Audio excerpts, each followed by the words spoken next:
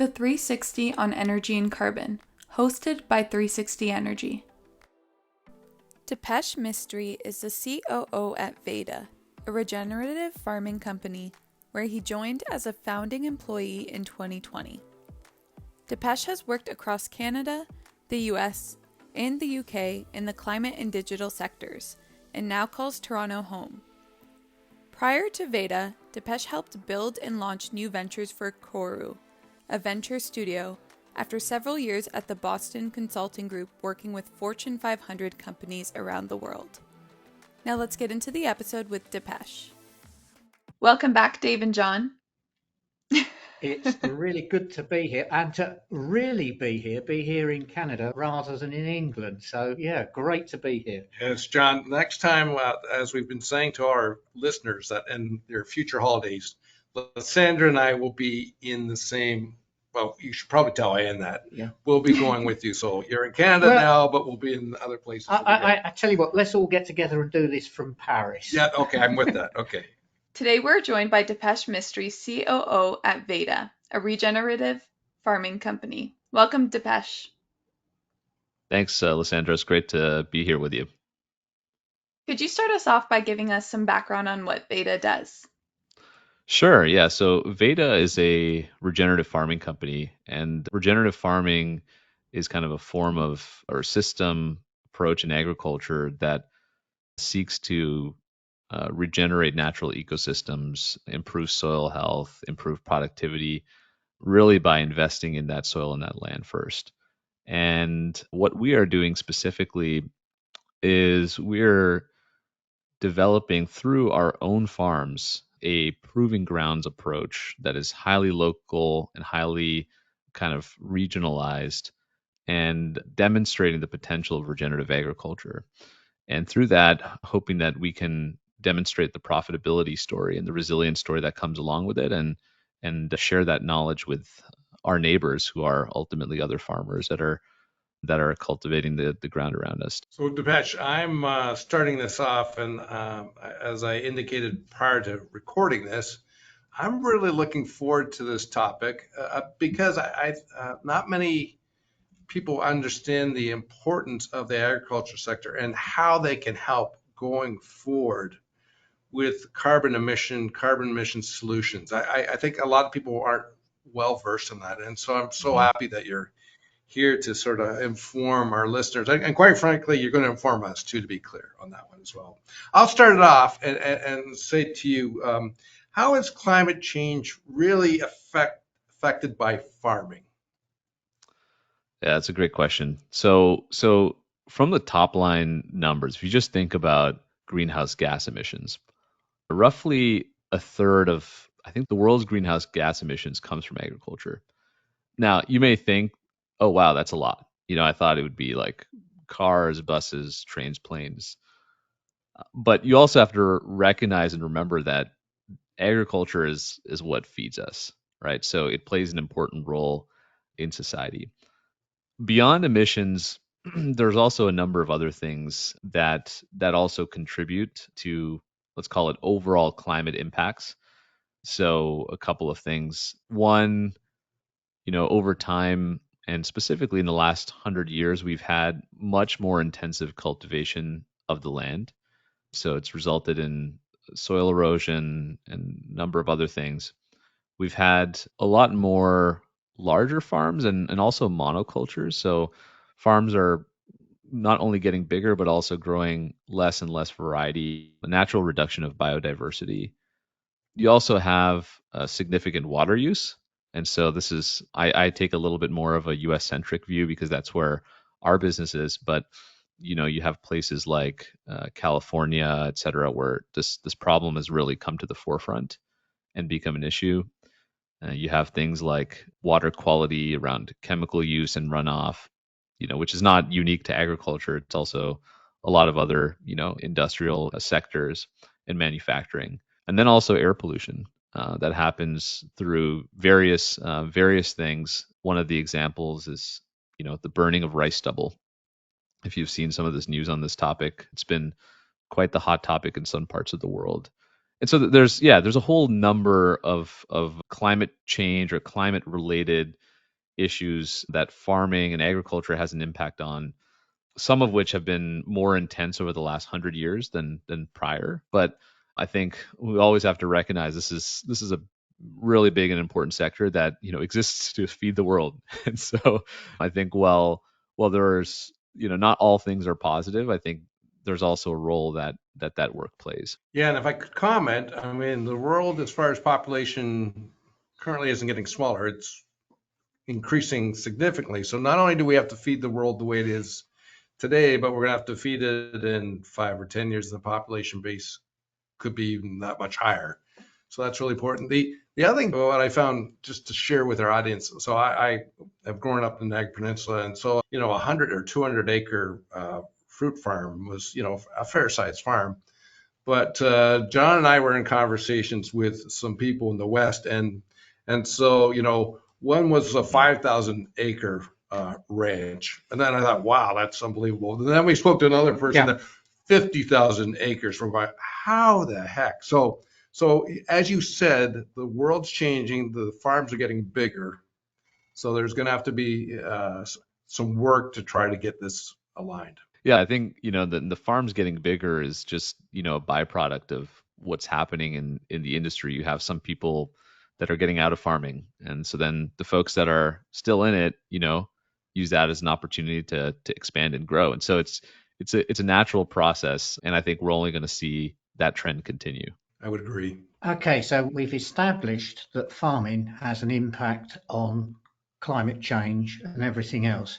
My question is now going to flip that round almost 180 and say how climate change impacts farming. Will it change the crops that we grow? Will there be benefits, or will it all be a downside? What can you tell us about that, Dipesh? Yeah, I would say there's two things I'll start by saying on this topic. The first is that often farmers will tell you that 70% of their productivity at the end of the season, or 70% of the result, is driven by factors they can't control. So weather, climate related things. The second data point I'll give you is that most farmers will agree that having consistency is really important, and that in the last several years that consistency has been really hard to predict with all of the kind of events. So I think there are some positives, but I think folks are feeling more some of the negative or adverse impacts of that. And there's other practical examples of this. So I'll give you a few. One is your windows for key operations are getting narrow and narrower. So for example, like planting needs to happen in very precise windows, and that window is getting smaller. I talked about unpredictability. You're getting those 1 in 10 year or 1 in 50 year events are now happening more often. And then even as it relates to like water, you're having water issues or reduced access to water in some areas, which obviously is a key resource for agricultural products. And if you don't have water, then that land, starts to be almost unproductive or a lot less productive. And so, I think there's a lot of impacts from climate change and climate effects on farming and agriculture. Yeah, it's interesting you're saying about that. I was thinking, looking at the model in England, one of the things that we've seen is we grow sugar beet for sugar, and the sugar beet belt is moving, which is the ideal belt. A slight upside, it's not a major one, a slight upside is we may have better ability to grow grapes for red wine. Because English white wines are good. English sparkling wines can be comparative with champagne, but typically red wines not that good. But we might be seeing that happen. But that's not much of a benefit for the negatives. Yeah. Well, I'm sure you'll find some people that will benefit from that. There will be. I was actually thinking that's a good thing. Yeah. Thank you for that. Again, I think what it is showing is that something we've really got to underscore with this is farming is about the natural world, and it's intrinsically totally interconnected with climate, and the two are together. So, Dipesh, the question is there a product market for climate friendly agriculture? Or are people starting to ask or demand that type of product from agriculture per se? Well, I think it depends on who and from what perspective. So from the perspective of, I'll first start at like kind of the food companies who are kind of the buyers of agricultural products, and then I'll talk about the consumers next. The food companies, the answer is yes. And the reason why is they are looking at their emissions goals and targets that they have. And unlike some other companies, you think about, airlines, for example, they can reduce emissions, but at some point they will have to, if they have net zero targets or other targets. I mean, an airplane is always going to burn fuel and cause emissions. And so they have to go out to the market and purchase offsets. Food companies are in an interesting position because they actually have the ability to what's called inset within their own supply chain, and in fact have to some degree an obligation to do so. And so they are very interested in purchasing climate friendly agricultural products as a tool to help them manage their supply chain more effectively, and potentially also make those supply chains more resilient as well. Because when there are issues in the supply chain, i.e., there was a crop failure or something, it's not fun for them either. On the consumer end, I think it's that side is a little bit more in development, I would say. If you think about some of the other proxies for this space, the first word that jumps to mind is organic. And I think organic kind of comes with a little bit of a different value proposition, which is the value proposition around it's better for your health, right? And there are studies that are ongoing for regenerative that are being conducted by the Rodale Institute, long-term studies that are looking to study the impacts of improvements in soil health through regenerative agriculture on the nutrient density of what is being produced, i.e., that orange, if it was grown with better quality soil, actually has more vitamin C in it than an orange that doesn't, is kind of the concept. And so I think as some of those proof points and data points come online, I think we will see more consumer interest from a human health perspective. I think there's a niche of folks that do care about the climate footprint of their food, but I think they will probably more likely than not today be more concerned about things like where is the food source, like i.e., is it not traveling a long distance to get to me, as opposed to the actual cultural practices behind the production of that food.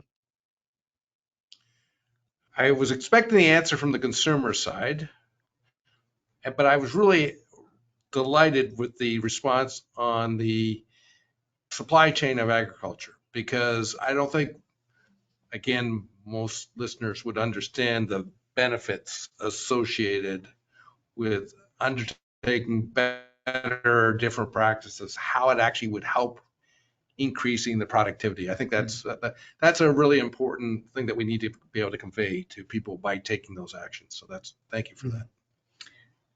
Okay, so we're talking of what we're for the purposes here calling climate friendly agriculture.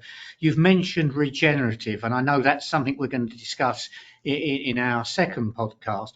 But I want to take a view of a typical consumer, and two things concern me about food, and that is availability and cost. So moving to a more climate friendly agriculture model, what is that going to do to both availability and cost? Am I going to be one of these people who go, God damn it, you want this net zero future, and what you've done is put the cost of my food up? Yeah. Well, so I think on the availability side, like I was talking a little bit about the impacts of climate on agriculture, and I think the counterpoint is if you're able to act in a positive way and have climate friendly agriculture, it should improve the resilience of your production. And so there are obviously many other factors that impact availability of food, as we're seeing obviously with the disruptions in Eastern Europe and what's going on there. But I would say from a production standpoint, I think climate smart or climate friendly or regenerative agriculture should improve resilience of food. I think as it relates to the pricing, it's hard to say. It is really hard to say. And kind of the thesis that we have at Vayda as we think about this space is that over time, our goal is that kind of climate friendly, climate smart, regenerative, whichever term you wish to use, agriculture is the norm. And so I think when that's the case, you just see market forces that help then act and drive supply and demand. And so that's what, we would hope for in the long run. In the short run, once again, I think it's really unclear what happens and potentially if there's an increased cost, who bears that cost in the supply chain. I think the industry as a whole is still to figure that one out. Do you think on this, and I was just thinking, you touched on organic, and you get people go, it costs more, and people think they're disadvantaged. If you're low income, you can't go for organic food. But this is not on our list of questions we talked about, but I'm going to throw it out there. Have we enjoyed unrealistically low pricing in food at some point, do you think? Yeah, well, so there's two things on this topic. I think the first is now, and I take more of the production standpoint on this, so the farmer standpoint. The farmer share of the food dollar is very, very low. Yeah. So that's kind of point number one. And then point number two is I do think we have enjoyed very low prices through the commoditization of food. Yes. And so we mostly operate in large grain markets, which are very heavily commoditized. And there are other markets that are, more niche and are not nearly as commoditized, and those potentially have a different story. But by and large, markets have been commoditized. There's obviously the global flow of agriculture. I mean, you go, to the grocery store or the supermarket, and you look at where the food you're eating is coming from, and it's from all over the place, right? I mean, in part because maybe we can't grow it here or in where you're at, but also in part because that may also be the lowest cost place to produce that food, right, and transport it to your grocery store. So I think we have enjoyed a market that has been very open and has allowed for a low price kind of environment. I think as we've seen, some of that has started to change, and frankly, at maybe a pace that's been too dramatic for the average consumer, amongst other things, in the last couple of years. But that's after sustained periods of very, very low prices. And so, for example, if you ignore some of what's happened in the last few years, the price of corn, which is like a fair benchmark for agricultural kind of commodities, the price of corn was like the same in 1980 as it was just a few years ago. And so you just think about that, right? And it's quite remarkable relative to what you would consider, the price of other things that have probably increased dramatically over the same time frame.